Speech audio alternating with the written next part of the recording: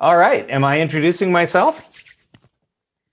Well, that's a great question. I don't know. I'm happy to do it.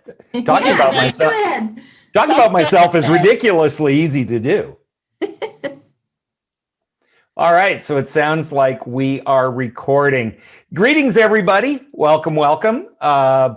Today, we're going to be talking about the 3P model for successful remote work. And if you've never heard of the 3P model, I'm not at all surprised, but we are going to fix that little problem. My name is Wayne Turmel. Some of you I know because I have done webinars with ATD Houston in the past. I've spoken at ATD National, so I know some of your names from there. The only thing you need to know about me today, besides the fact that I'm in Las Vegas and just happy to be here, is that I am the co-founder, along with Kevin Eikenberry, of the Remote Leadership Institute. And together we've written two books, The Long Distance Leader, Rules for Remarkable Remote Leadership, which many of you may be familiar with, and the sequel, The Long Distance Teammate, which is for the individual team member, is out on audiobook now and comes out in January. So we're very excited. And what we are going to talk about today is actually some of the research and some of the exciting new material from this book. As we're going through, do not be shy. I've got the chat open. I'm happy to take questions as we go. I know we've only got 45 minutes. If I don't get to your questions, you've got my LinkedIn information, my email on the page. You know where to find me. I'm not difficult to find. All right, so we're going to start by asking you a question. As we're looking into next year, and we're thinking about what are the learning and development strategies that we need to have in place as an organization, it's going to depend a lot on what your organization is doing in terms of work. So if we can launch the poll, that would be absolutely lovely. And the question that I've got for you is, does your company have a plan for returning to the office? Remember when this was all going to be over by Memorial Day? Wasn't that lovely? The skies were blue, the birds sang, it was great. So the question before the court is, does your company have a plan? You're already back. We're going pretty much back to normal, returning to the office, but with significant changes, or your company, quite honestly, doesn't have a plan yet.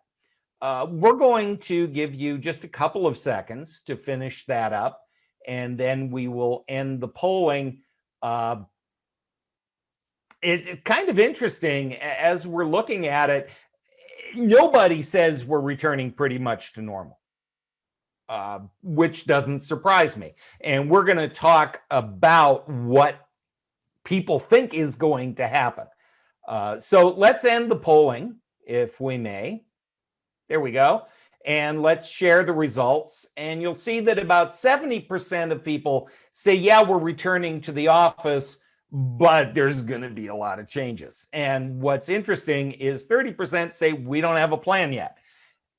And that's about right. That's about where we're discovering our clients are with all of this. So great. That's great information for me. That helps me frame the conversation. And like I say, don't be shy with the chat, comments, questions, vicious personal attacks. Let's keep this as informal and interactive as we can go. What we're going to do in our time together is I'm going to give you a little bit, just a little bit, about what we at the Remote Leadership Institute think 2021 is going to bring. This is not, your mileage may vary. But this is what we're seeing among our clients. And then we're going to talk about the new skills necessary to be a great teammate. We're focusing in this session less on the leaders and more on the individual contributors, although Lord knows most of us who are managers are also members of a team ourselves. And then we're going to introduce the 3P model. The 3Ps for being a great remote teammate are productivity, proactivity, and potential. And then let's talk about what this means for us as L&D professionals, right? What's this going to mean? So if we can't fill 40 minutes or so with that, we're not trying very hard. And again, let's get your thoughts involved in this too, and maybe get your voices and faces. All right, so when we're talking about what's going to happen in 2021, the first thing is that nobody has a crystal ball. I want to meet anybody who in January of 2020 knew what this year was going to look like. For all kinds of reasons, COVID being the most obvious. But there are just a ton of things going on right now. The economy in general, political situation, uncertainty. So nobody has any crystal balls, but we are seeing some trends. And when we say trends, we're talking 3-4 months down the road, which is about all anybody's headlights can really reach. So what I'm going to share with you is based on kind of what the business press is kind of saying, but it's also based on the dozens of companies around the world that we're dealing with. And, Europe is dealing with a different COVID situation than we are here. So we're doing the best to kind of put all this together. I am referring to the next 6 months as the new abnormal. Everybody's talking about the new normal. The fact is that everybody's normal is going to vary. Your mileage is going to vary wildly from your neighbors, depending on lots of things. It's going to depend what jurisdiction you're in. As I say, companies in Europe are approaching this very differently than companies here. And even within the US, different states and different counties are doing different things. It's going to vary a lot, which means that there's going to be a lot more local autonomy, local in terms of office, division, department, around what is the work people are going to be doing and what are the skills they need to do that work effectively.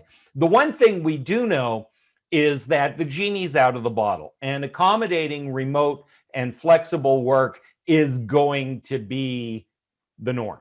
It's just a thing. Even if the plans are reopen the office, bring people back, once people have experienced working from home, and especially those who didn't think they could do it from home, or organizations that were absolutely adamant that certain positions couldn't be done from home, guess what? They're getting done, and at a much higher level than people actually thought about. So we're going to be accommodating remote work and flexible work, some for COVID-related reasons, some because people are going to be wanting it. One of the things that's going on is, if this had to happen, if this COVID thing had to happen, it happened at the right time in terms of technology being available to us. Zoom, just as Exhibit A, went from being a niche free product to being a verb in less than 6 months.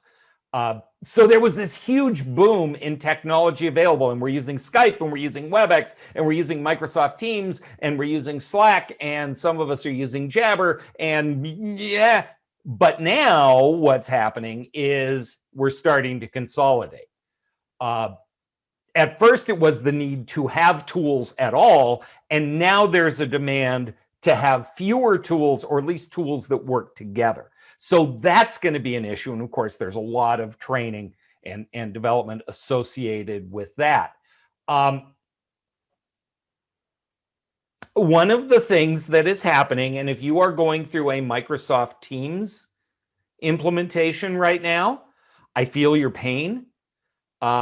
Because a lot of organizations have said, okay, we're going to consolidate. Microsoft Teams is the tool we're going to use. And it's, depending on your organization, a little bit of chaos. This is going to involve training on the tool. It's also going to change the way people work and the expectations of their communication. So right now, in a lot of organizations, there's chaos that there wasn't at the beginning. At the beginning, we're using just any tool we could get to make it work. Now we're expected to use certain tools, and either the tool or the humans using them aren't necessarily there. And so what's happening is we're seeing individual skill gaps widening. People who worked from home before, for example, and were perfectly comfortable are kind of zooming along, and we're adding new technology. Okay, fine. And they're making it work. People who hadn't worked from home before are just trying to keep up. Individual skill gaps are widening in terms of the technology, but also in terms of communication skills, relationship building, project management. And one of the things that is going to change, and this is going to involve succession planning, personal development plans, all kinds of things as we go into 2021, because it's that time of year. Is we're going to see more hybrid teams. Hybrid teams are where you've got some people in the office, some people working remotely. But up until now, the default has kind of been to the people in the office.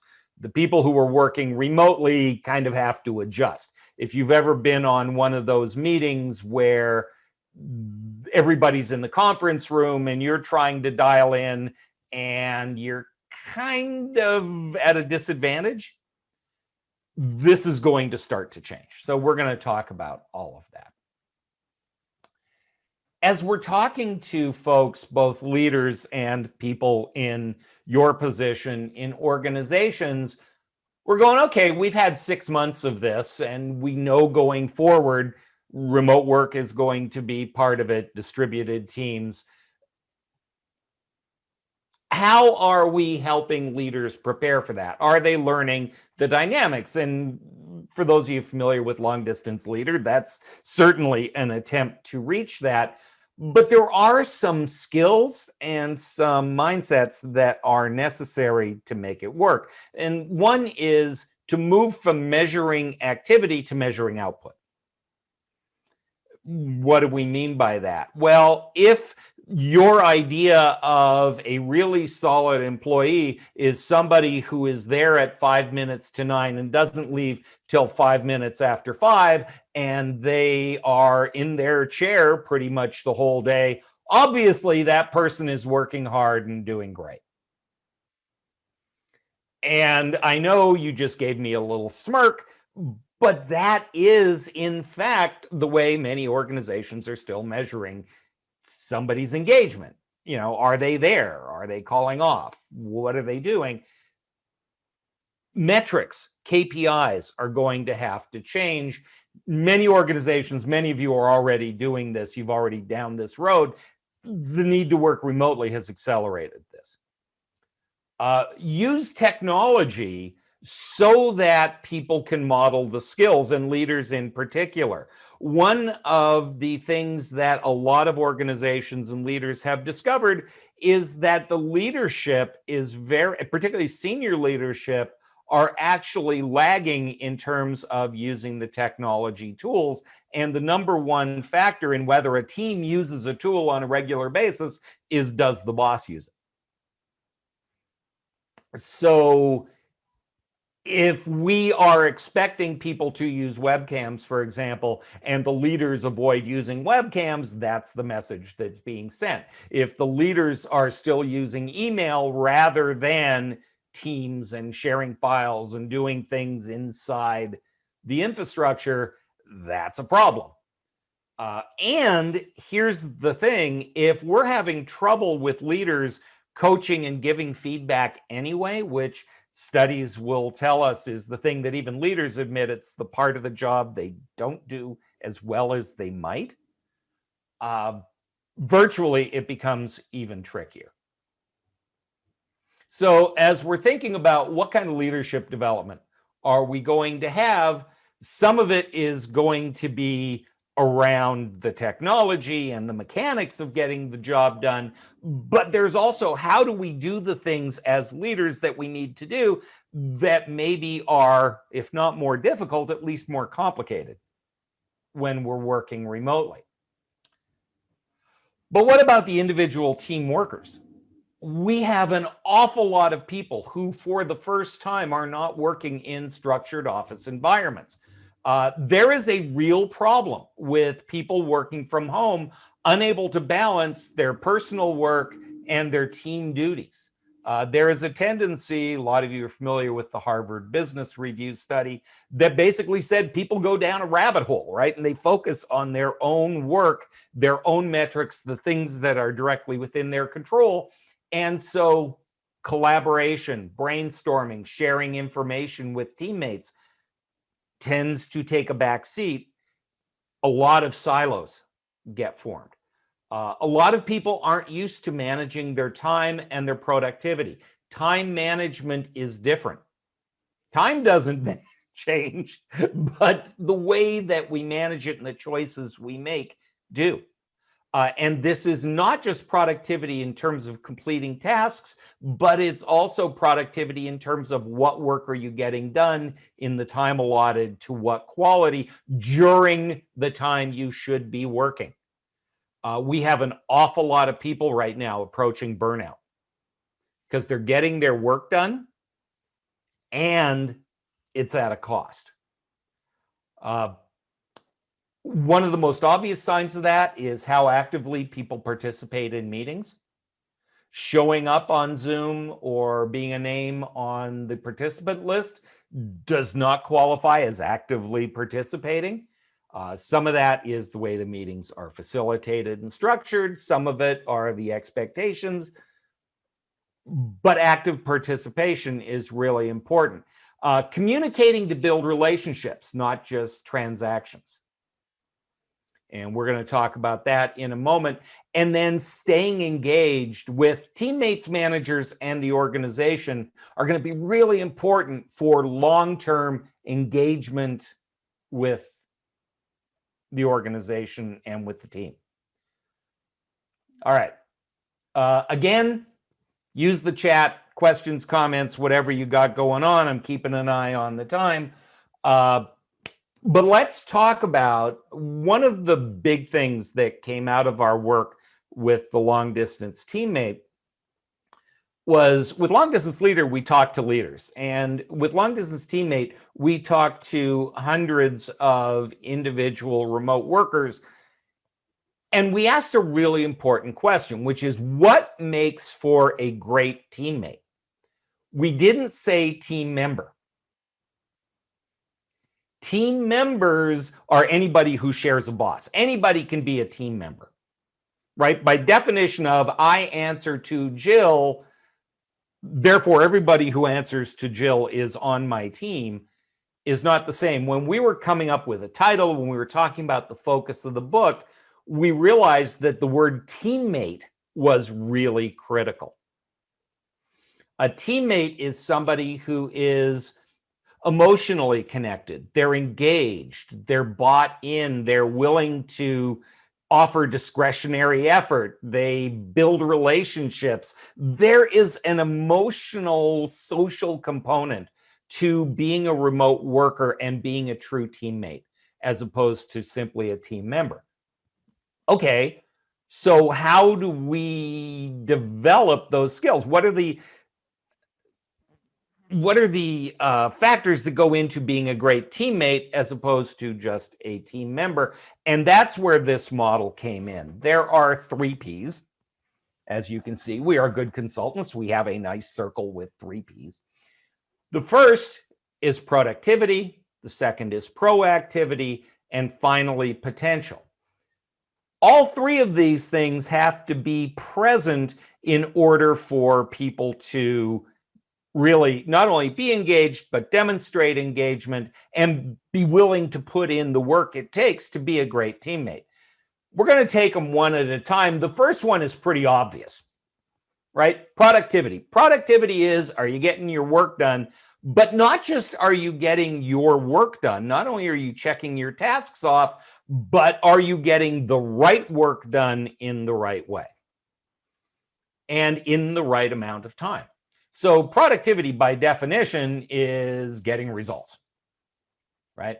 It's not about being busy. There is a difference between activity and productivity. And all of us who are kind of working as hard as we can and looking at our to-do list understand that we can work really hard and be really busy. And at the end of the day, we're still staring at the work. It's also, are we getting the right work done, right? Are we able to balance our own personal tasks and the team's work? Personal productivity starts with clear expectations. Do people know what's expected of them? Not just the task completion, but what are your expectations as a member of the team? What are the expectations around participating in virtual discussions and brainstorms and collaborations? Do you know the most important work? Are you just taking your task list and going through it? Or are you able to prioritize and be clear about what you're doing, and not just what you're doing, but how you're doing it? And as we're thinking about developing this, Jill says team norms are absolutely critical. Funny that you should mention that, because we need to do things like manage distractions and focus on choices and, find out, hey, we're remote. Are we going to make this work? Well, in order for team norms to be part of the discussion, we need to understand where that's going, right? Where is the organization going? Do we understand? Now, I'll give you a really simple example.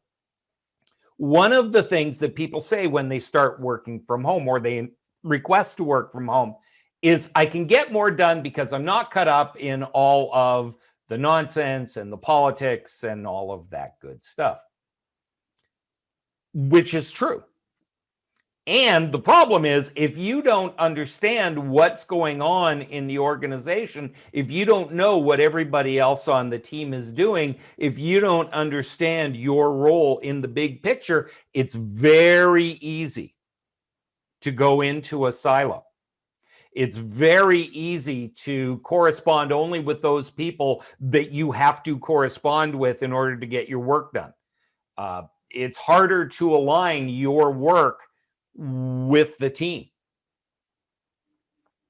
And so we need to be able to keep the team in mind while getting our own work done. Now, the second word, so productivity is natural. That's the one everybody's concerned about. And as we think about developing learning opportunities for individuals, it's things like time management and prioritization and all of that good stuff, right? And yes, the presentation is in the app, so you all have access to it. Proactivity, of all the words that we found when we were doing the research, the number one thing was proactivity. And it's not just what you think it is. When we think about working remotely, proactivity is kind of, if you see something, say something. If something needs to be done, don't wait for your manager to ask for it. If you know that it needs to happen, just go ahead and do it. We get that. But there's so much more here. What separates a team member from a teammate are things like discretionary effort.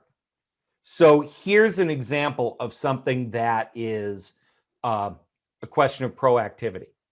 And I'll give you an external example and an internal example. The external example is, boy, Brian really seems to be struggling with this.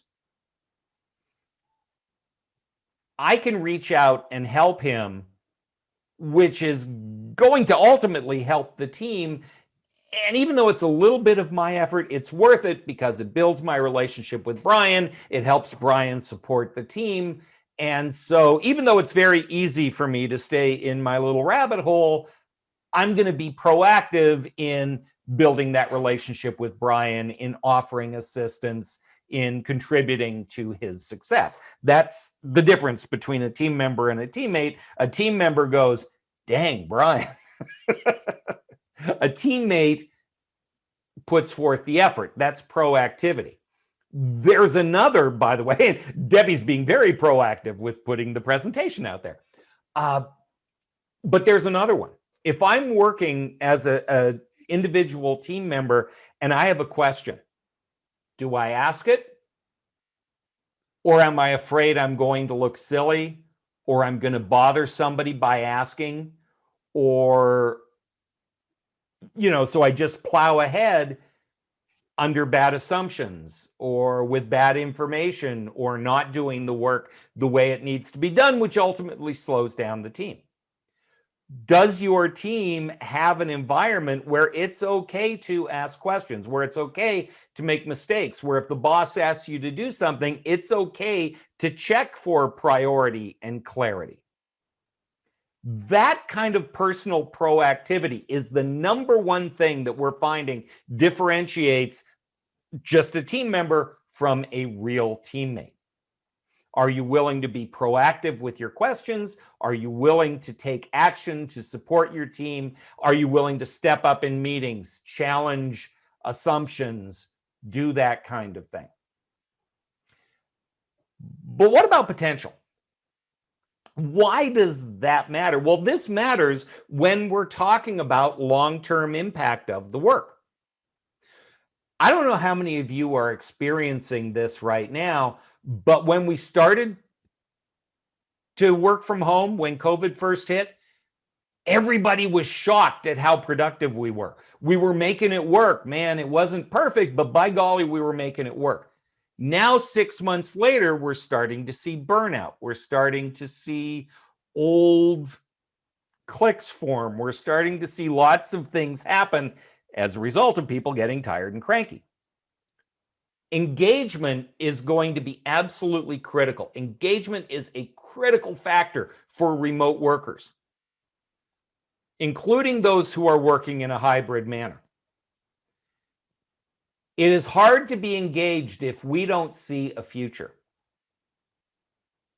right? What is the goal of your work? If your goal is just complete this task, my job is to fill out T35 forms, and I'm going to fill out T35 forms till the day I die. How long can you just perform that function until you go, I don't want to do this anymore, or I'm bored, or I'm cranky? Kent asks a great question. Do we see a difference in how introverts succeed in the 3Ps versus the extroverted who love to hear themselves talk? All right, Kent's an introvert. Good to know. The way we ask questions. I will get to that in just a second. Let me get through potential, and then I'll be happy to address that, Kent. So, do you have a goal? As an individual, do you have a goal? Are you looking long-term down the road? A lot of organizations, remember when I said the default goes to the people who work in the office? Are people who work from home on the career track?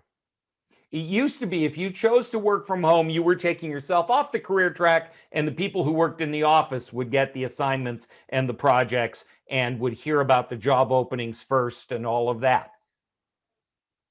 What are you as an L&D department, as an organization, doing to help people achieve their goals, both long-term and short-term?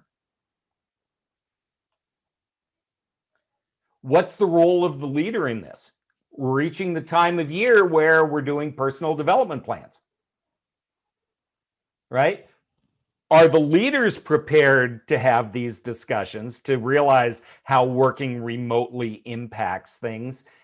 And are they willing to have those as part of the coaching discussions? One of the things that we're discovering is the coaching discussions are great when it comes to task completion, getting the work done, the short-term goals, but things like supporting personal development plans, supporting succession planning, those longer-term things tend to suffer. And ultimately, how do I know I'm an organizational match? Right? If we're working in the office together, you run into people from other departments, you run into people in the cafeteria, you overhear at the coffee pot that there's a job opening in such and such a department. How do we do that? And I know people say, well, it's all listed on the website. When was the last time somebody went into the website? Potential keeping people engaged in the organization, seeing a vision for themselves. When I interact with somebody, am I just being transactional? Do I just need to get this done right now? Or am I building relationships? Am I networking? Am I working with people both inside and outside of my team and taking the time and effort to do that? Or am I just doing what I need to do to get my work done?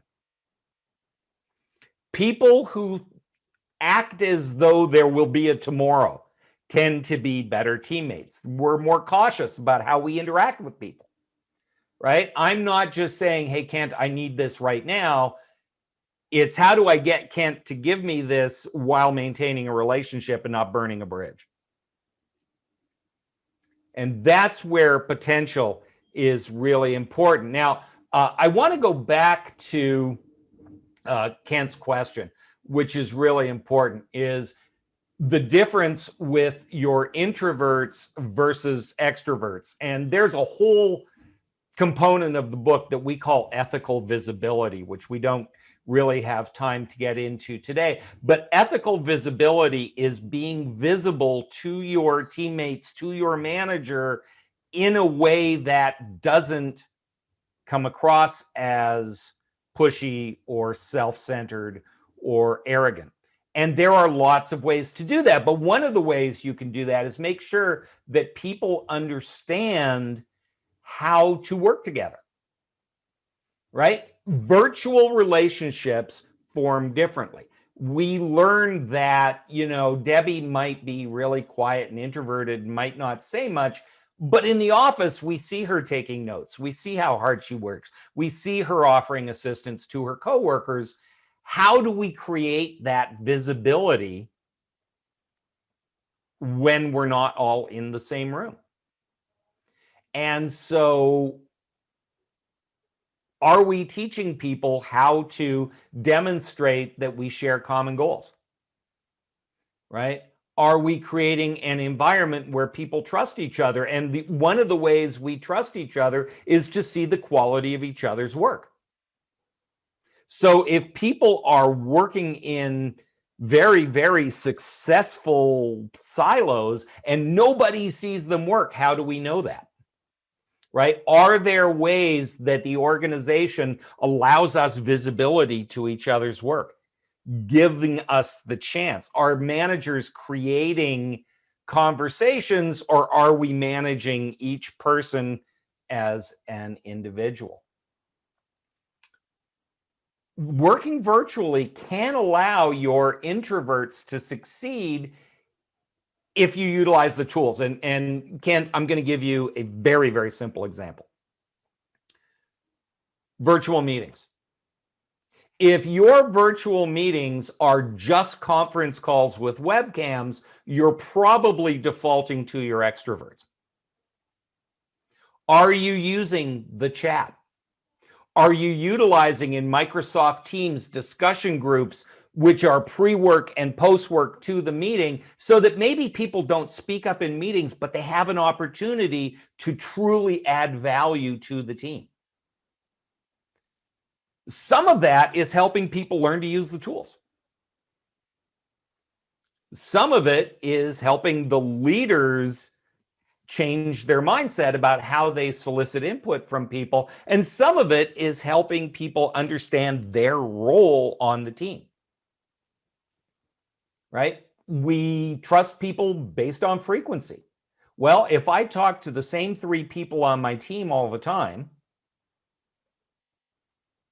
is the rest of the team getting visibility to the quality of my work?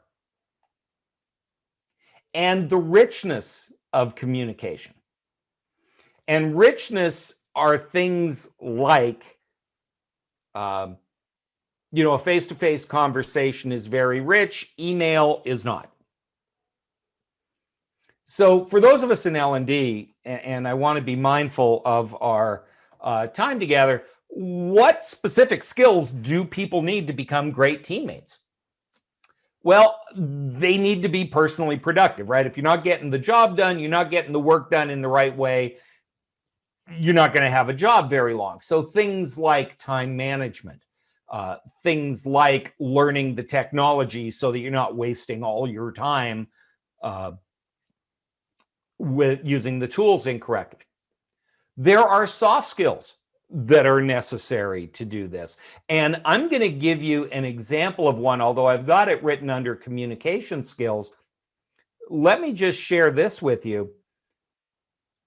Working remotely over the last 30 years has fundamentally changed the way we communicate. And I'll give you the best example. For the first time in human history, 70% of workplace communication or more now takes place in writing. Think about it. We all know people who can go days without having an actual conversation with another human being. If rich conversation is face-to-face, one-on-one, reading body language, communicating real time, and now we spend all our time in writing, emails, instant messages, texts, are we helping people learn not just how to write effectively, but when do we use what tool for which?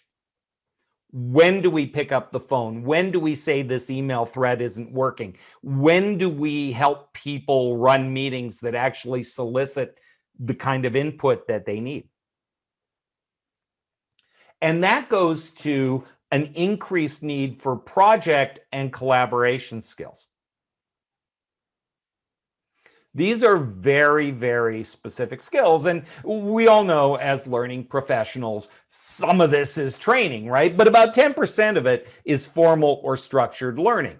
A lot of it comes from on-the-job experiences and mentoring and networking. Here's the problem with the on-the-job experiences and the mentoring and networking as we look to the next 6 months. The people who are making the decisions about what jobs people do, who does what, how we're going to coach them, are very often the least prepared for the virtual world. Think about it. Does your CEO still need his assistant to set up his Zoom meetings? Right? We're having very often the people with the least experience working remotely making decisions about what people need. So as we're thinking about it, there is a lot of job experience, assignments, networking, peer coaching is going to be really, really important over the next 6 months. Taking that person with lots of job experience but doesn't use technology worth a darn with the kid who is a whiz but isn't really even fully onboarded yet, and finding ways for them to mentor and nurture each other. And then choosing the 10% of structured learning to help people understand the new dynamics and overcome very specific challenges. Blended learning is obviously going to be a big part of this. And I want to make sure that we leave time for questions here. But blended learning is going to become more critical simply because getting everybody in a room is less likely to happen. E-learning, of course, there was a big boom in e-learning. I've got friends who are in that space, and their business went crazy in March. And then by June or July, people were realizing, well, people are taking the e-learning, but they're not really changing their behavior.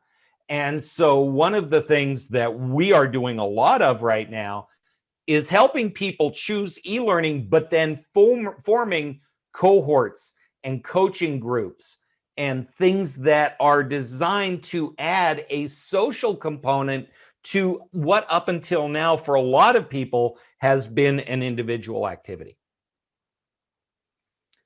A lot of follow-up to e-learning using things like Microsoft Teams or Slack channels for ongoing sharing, discussion, the chance to share information with each other, have offline conversations to online synchronous learning.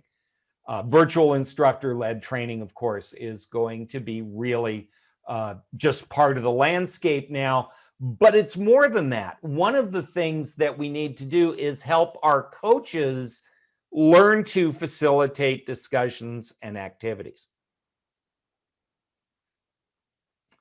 And more than that, going forward, if we're going to form connections on our team, project and team and peer partner assignments are going to become even more important. Jill just said learning cohorts drive accountability, and they absolutely help sustain learning transfer.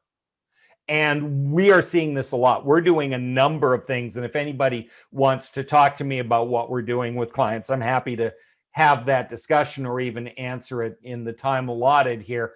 But the cohorts are becoming so very important because it creates an excuse for people to create connections. One of the things that people are struggling with is even if they want to reach out, they're afraid they're bothering somebody or they're interrupting somebody and not looking at that outreach as a critical part of the job. But it's what a good teammate does.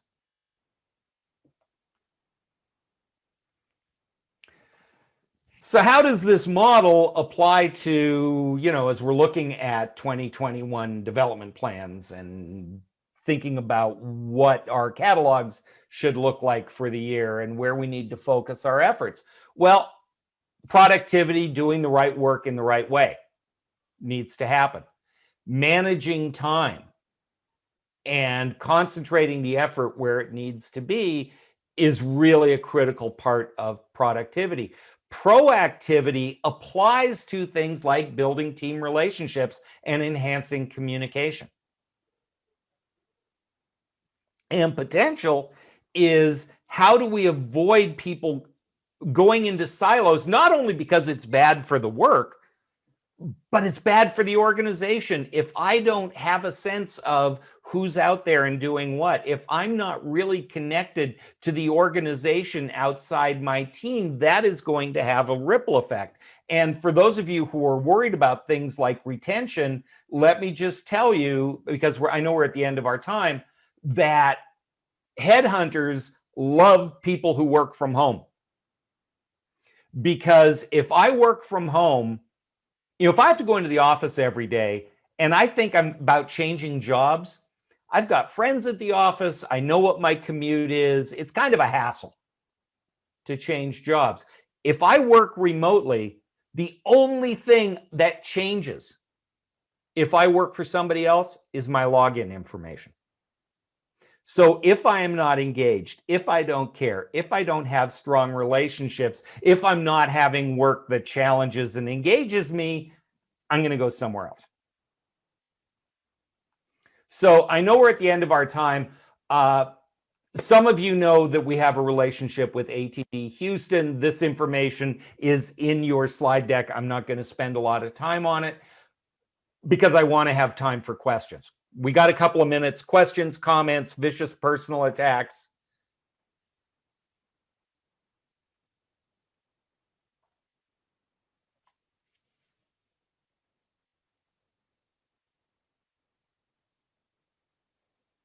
Man, it's quiet out there.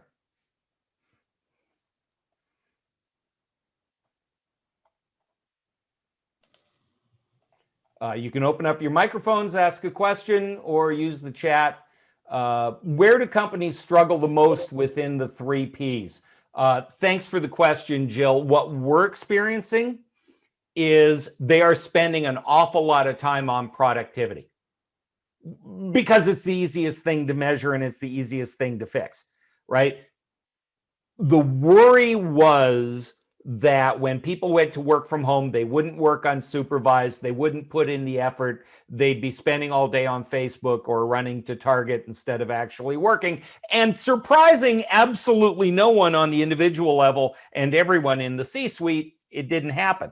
But that's where the effort was. We had to keep people productive. The work needs to get done. And at the beginning, that made sense. The proactivity piece is the one that they have been struggling with because there is this tendency for people to not want to interfere. How do I take the time to build a relationship with somebody if the first words out of my mouth are, sorry to bother you, let's not waste time, let's get down to it. And we're not having those conversations that we were having in the conference room. So I think the one that is the most important right now is around proactivity. That's the one that's throwing people off. Let's see. When you find deficiencies in the 3Ps with a teammate, what are the best way to lead them to your expectations? I think the question answers itself, which is, do people understand the expectation? Right? What's the expectation of my being on a meeting? First of all, do I know why I'm there? Why am I invited? What is expected of me? If you show up on a Zoom call and you don't know why that meeting is held, somebody has messed up. It's about